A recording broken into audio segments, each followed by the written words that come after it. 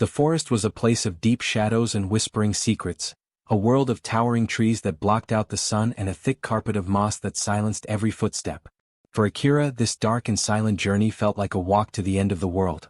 She sat perfectly still in the back of the sleek black car, her hands folded tightly in her lap, trying to stop them from shaking. Out the window she could see the blur of pine and oak trees, a grim fence lining the road that led to her new life, a life she had never asked for. She was leaving behind the gentle, sun-drenched meadows of her home, the small and quiet pack known as the Sun-Kissed, a place where everyone knew your name and laughter was as common as birdsong. Now she was being delivered like a package, a promise of peace, to the most feared werewolf in all the territories, the Alpha King of the Shadowfang pack. His name was Fenwick, and stories of his coldness were told to frighten young pups into behaving. Akira's pack was small and weak, and they lived in constant fear of being swallowed up by their stronger, hungrier neighbors. The only thing that had saved them was an ancient treaty, a piece of paper so old it was brittle and brown, that promised an alliance through marriage between their pack and the mighty Shadowfang. For generations, the Shadowfang had been too powerful to need such an alliance, but the current Alpha, Fenwick, had decided it was time to collect. And so, Akira, the only daughter of the sun-kissed Alpha, was the price to be paid. She was doing this for her mother's smile, for her father's safety, for the protection of every single person she had grown up with. She clutched that thought like a warm blanket, the only thing keeping the icy fear from freezing her solid. The car finally slowed and passed through a massive wrought iron gate adorned with the snarling face of a wolf. They had arrived. The Shadowfang territory was nothing like her home. The air was colder here, sharp and clean, carrying the scent of pine and cold stone. The houses were built of dark gray rock and dark wood, looking more like fortresses than homes. They were strong and severe, with no bright flowers or colorful curtains. Everything was built for strength, not for comfort. The pack members who stopped to watch the car pass had stern, watchful faces. Their eyes, sharp and assessing, followed the vehicle, and no one waved or smiled. It was a place of rules and power, and Akira felt her heart sink into her stomach. This was not a place for kindness. The car came to a stop in front of the largest building of all, a great hall that looked more like a castle, with a tall, intimidating door made of dark, heavy wood. As the driver opened her door, Akira took a deep, shaky breath, pulling every bit of courage she had left to the surface. She would not let them see her cry. She would not let them see her fear. She smoothed down the simple, elegant dress she wore and stepped out onto the gravel pathway. Her legs felt like jelly, but she held her head high as she was led through the giant doors and into the main hall. The inside was just as imposing as the outside. The ceiling was so high it was lost in shadow. A huge, dark rug ran the length of the stone floor, and torches flickered in iron sconces on the walls, casting long, dancing shadows. And at the very end of the hall, seated on a throne carved from a single massive piece of obsidian, was the Alpha King, Fenwick. He was even more intimidating than the story suggested. He was tall and broad-shouldered, with muscles that spoke of immense power and countless battles. His hair was the color of dark charcoal, and his eyes, which were fixed on her as she walked, were a piercing, stormy gray. They held no warmth, no curiosity, only a flat, bored sort of assessment, as if he were looking at a new piece of furniture that had been delivered for his approval. Akira walked the long walk towards him, feeling the weight of hundreds of eyes from the pack members lining the hall. The silence was so heavy she could hear the soft rustle of her dress and the frantic beating of her own heart.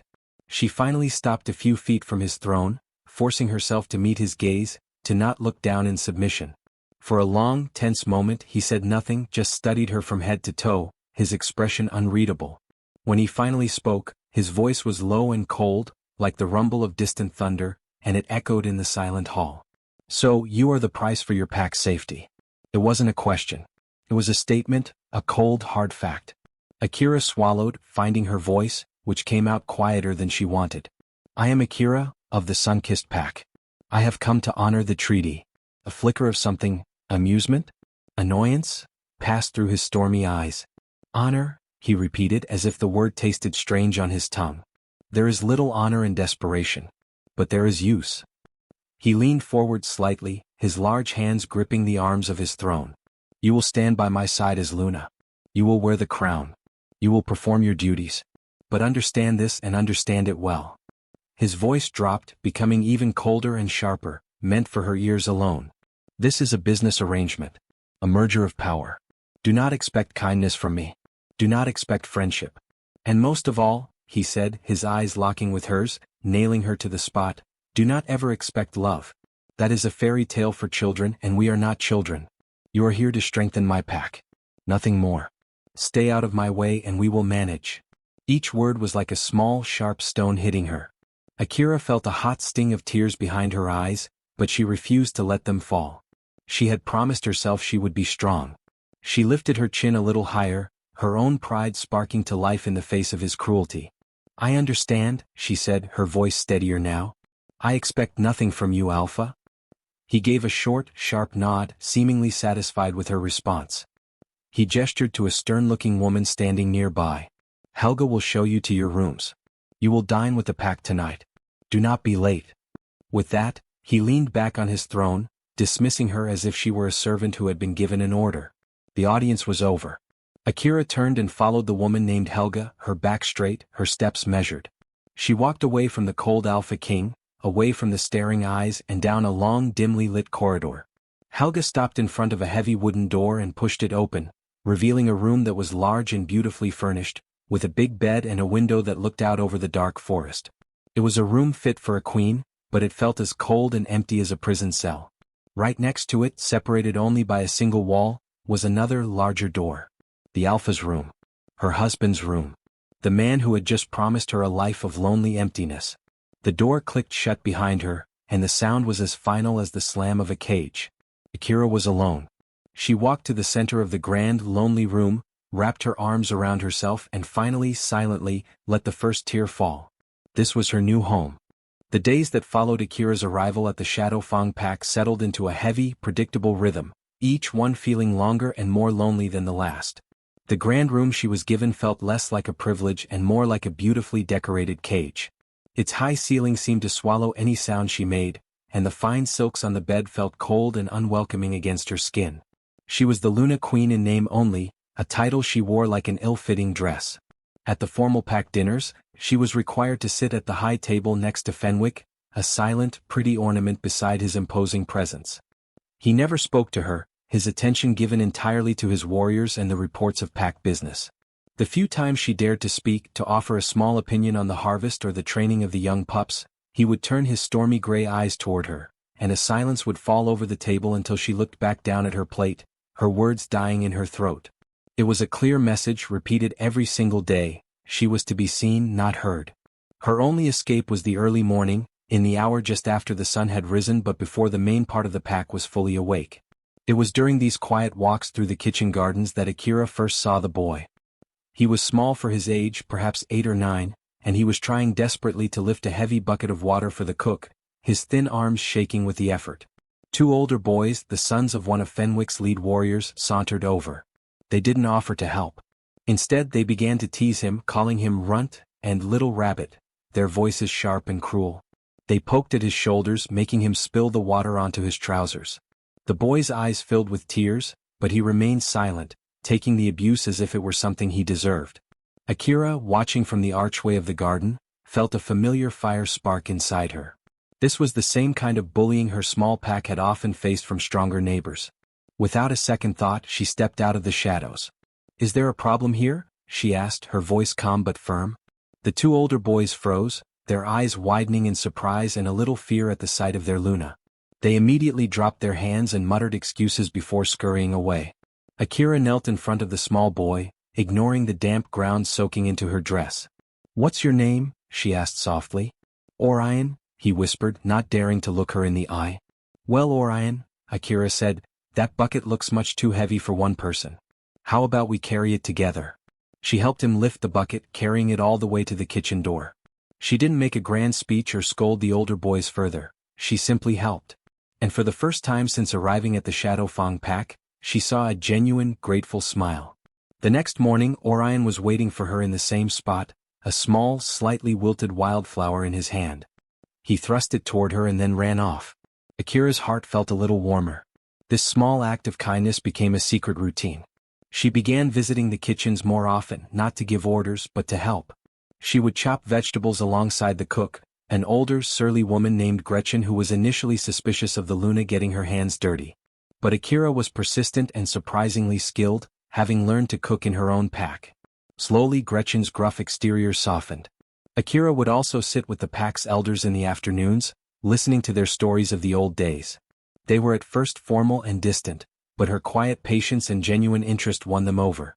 They began to share tales of Fenwick's father, a much kinder alpha, and of the pack's history, stories that were not being passed down to the younger generation who were only focused on battle and strength. Fenwick, meanwhile, was trying to ignore the strange shift in his own home. He first noticed it in the kitchens.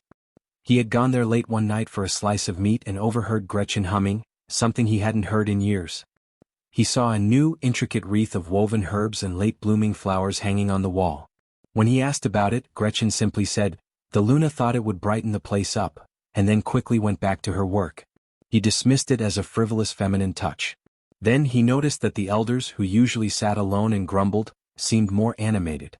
He saw them talking animatedly with Akira in the courtyard, their old faces creased with smiles. He told himself it was unimportant.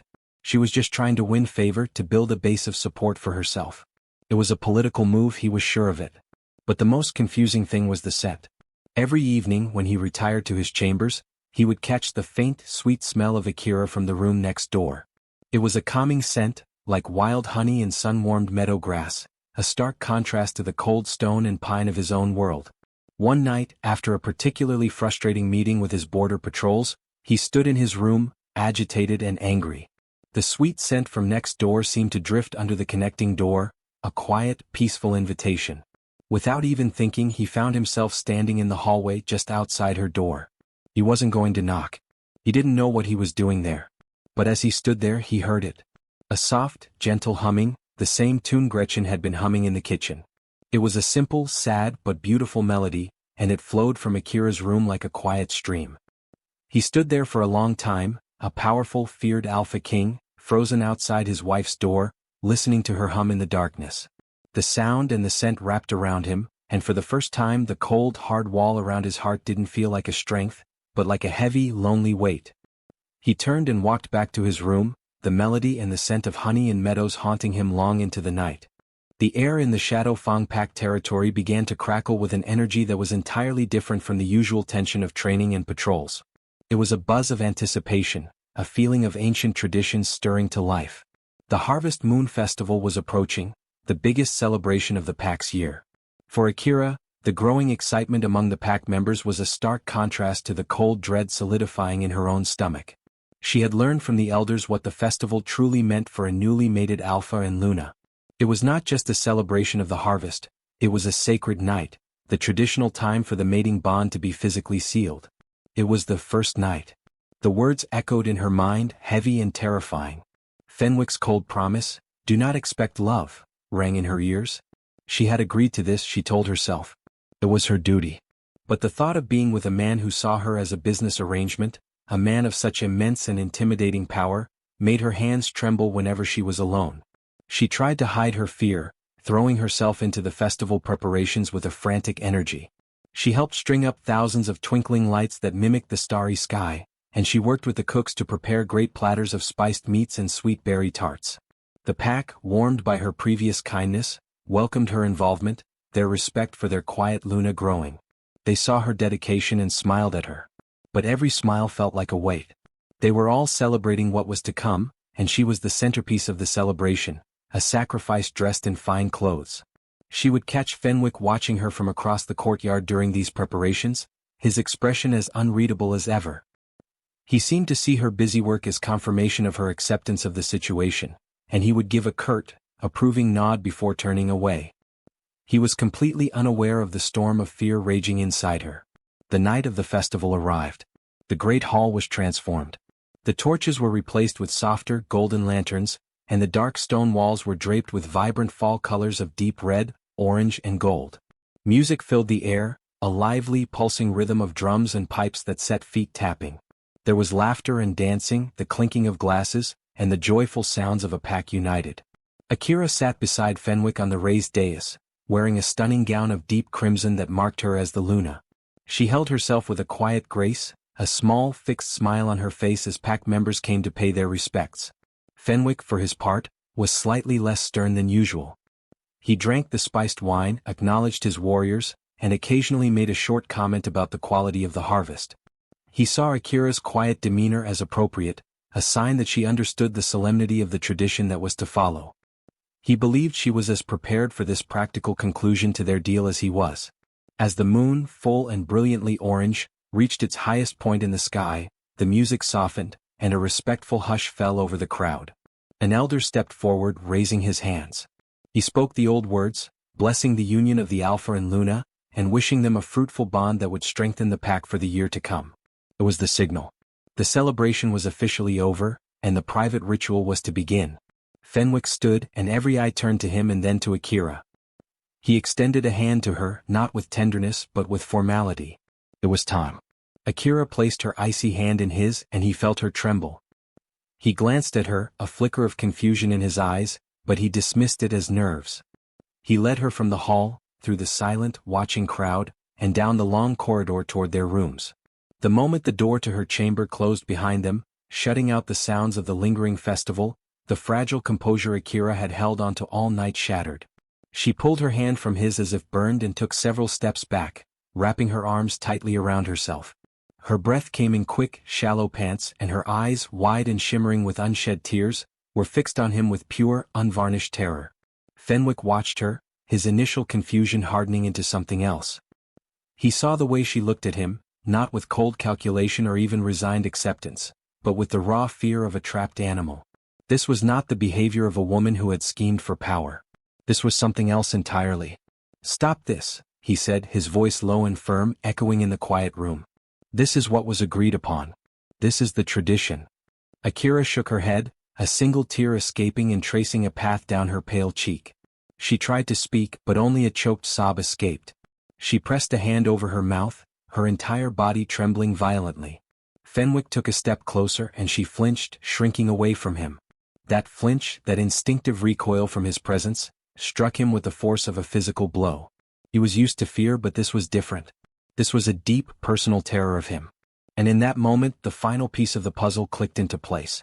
The secret kindness to Orion, the patient hours with the elders, the humble work in the kitchens, the sweet scent of honey in meadows, the lonely humming in the night. It wasn't an act. It was real. She was real. And she was not a seasoned player in a game of power. The truth washed over him, shocking in its clarity and humbling in its purity. She had never been with anyone before. This was not just a formal first night. This was her first night. Her first everything. The cold, ruthless part of him, the part that had ruled his every decision for years, told him to proceed. A deal was a deal. But looking at her now, seeing the genuine, terrified innocence in her eyes, that part of him fell silent. He could not do it. He could not be the monster she saw in this moment. The weight of his own promise, "Do not expect love," felt suddenly like a shackle, and he was the one trapped by it. His entire posture changed. The rigid, demanding alpha seemed to soften at the edges. He let out a long, slow breath, the fight going out of him. He took a deliberate step back, putting more space between them, making himself seem less of a threat. His voice when he spoke again was different. It had lost its commanding edge and was now quiet, almost gentle. "Look at me, Akira," he said. It was the first time he had ever said her name without a tone of cold formality. The sound of it, spoken so softly, made her slowly lift her tear-filled eyes to his. "I am many things," he said, his stormy gray eyes holding hers. "I am harsh. I am demanding. I am a king who puts his pack first." He paused, the words feeling foreign on his tongue. "But I am not the kind of man who would do this. Not like this." He gestured vaguely between them at the tension and the fear that filled the room. "We will wait." Akira stared at him, disbelief warring with a flood of overwhelming relief. The trembling in her hands began to subside. "Wait," she whispered, the word fragile as glass.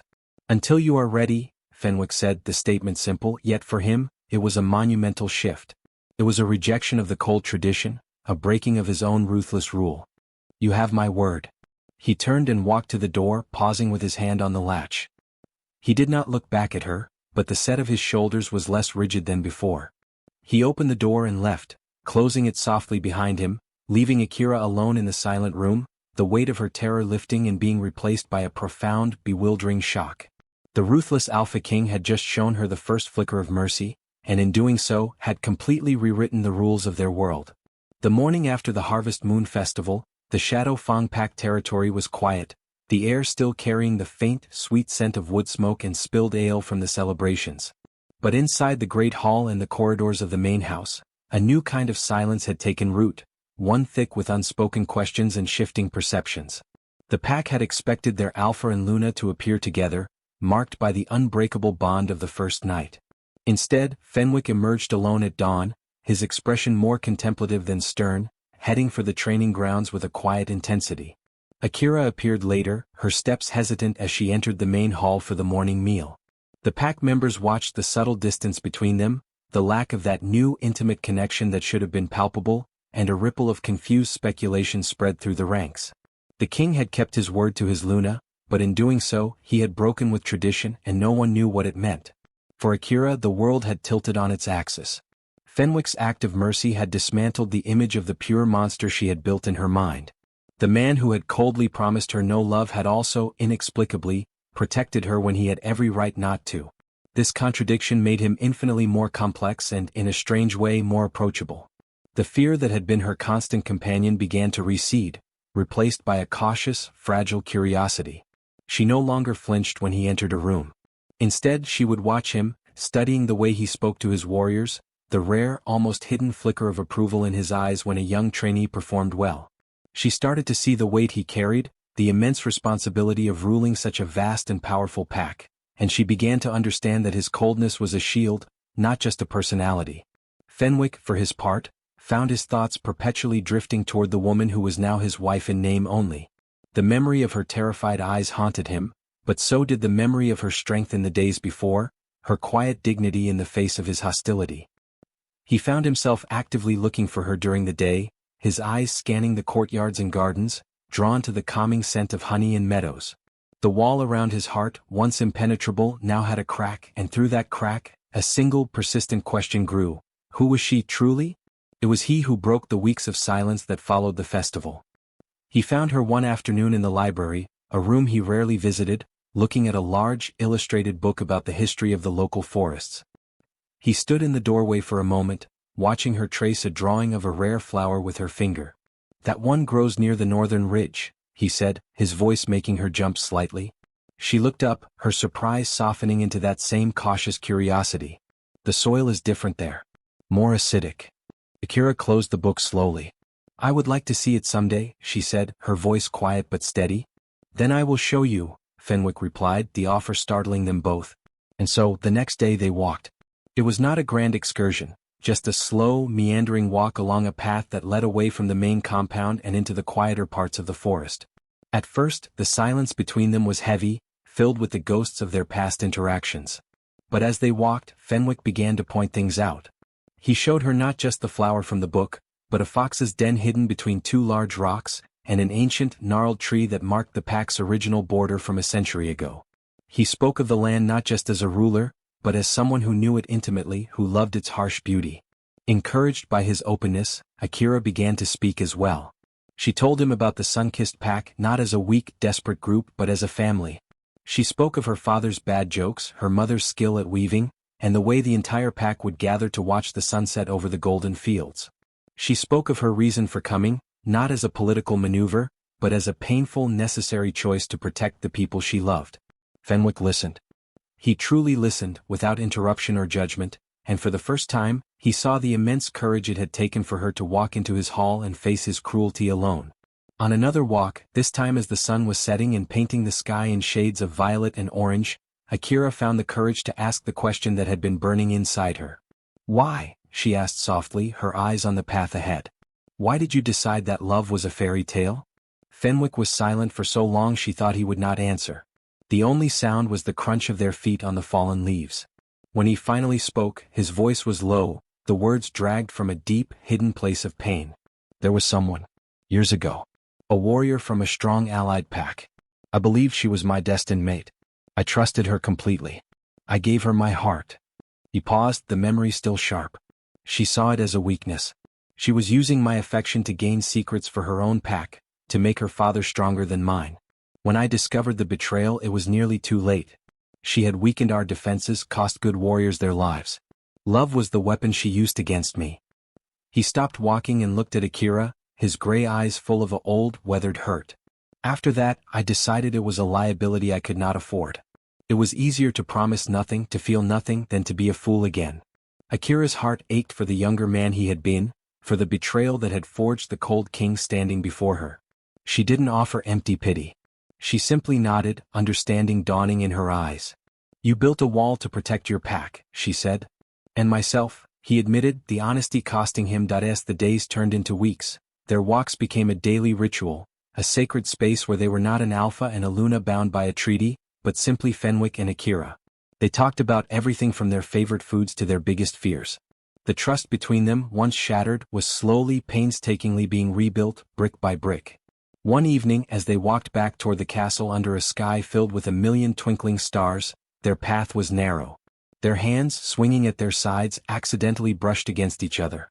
It was a small, fleeting touch, a spark of static in the cool night air. But instead of pulling away as they would have just weeks before, their steps slowed. And then, as if moved by a force greater than both of them, Fenwick's large, calloused hand gently enveloped her smaller one. Akira's fingers trembled for a second, then stilled, curling to intertwine with his. They did not look at each other, their faces turned toward the distant lights of their home, but they walked the rest of the way hand in hand, the simple, silent gesture speaking more powerfully than any treaty or promise ever could. The wall was crumbling, and in its place, something new and tender was beginning to grow. The change in the atmosphere of the Shadow Fang pack was as subtle and profound as the shift from winter to spring. Where once there was only rigid order and the quiet hum of fear, now there was a warmth that seemed to emanate from the very stone walls themselves. The long, purposeful walks of their Alpha and Luna had become a familiar sight, and the pack watched, first with curiosity, then with a growing sense of hope, as the distance between the two rulers slowly vanished. They no longer walked in stiff silence. They conversed quietly, their heads sometimes inclined toward one another. And then came the day the entire pack saw Fenwick reach for Akira's hand, not as a formal gesture, but with a gentle, deliberate intimacy that spoke louder than any proclamation. A ripple of wonder spread through the pack. The icy king was thawing, and it was their kind, quiet Luna who was bringing about the change. The shared smiles between them at dinner, the way Fenwick's stern gaze would soften when he looked at her, these were small miracles that the pack cherished. Akira, for the first time since her arrival, felt like she was home. The cold, lonely room was now filled with the memory of Fenwick's low voice as he told her stories of his childhood, and the scent of him, of pine and winter air, had mingled with her own, making the space feel shared, safe and warm. She no longer saw herself as a prisoner of a treaty, but as a partner to a man who was slowly revealing the wounded, honorable heart he had hidden for so long. The love she had promised herself she would never seek had found her anyway, growing quietly in the space between shared walks and quiet conversations, in the protective circle of his hand around hers. She loved him. She loved his strength, his surprising gentleness, and the fierce loyalty he held for his people. She saw the good king he was beneath the harsh exterior, and she loved him completely. This newfound peace, however, was a fragile thing in a world of claws and teeth. From the deepest, darkest parts of the forest, a rogue wolf named Vorlin watched the Shadow Fang pack with bitter, jealous eyes. He was an outcast, a beast of pure rage who had once challenged Fenwick for the throne and been scarred and exiled for his arrogance. He had been waiting, festering, for a moment of weakness. And he saw it now in the way Fenwick looked at his Luna. He saw the king's focus shift from pure, ruthless strength to something softer, something that could be exploited. Vorlin saw Akira not as a person, but as a key, the one thing he could break to shatter the mighty Fenwick forever.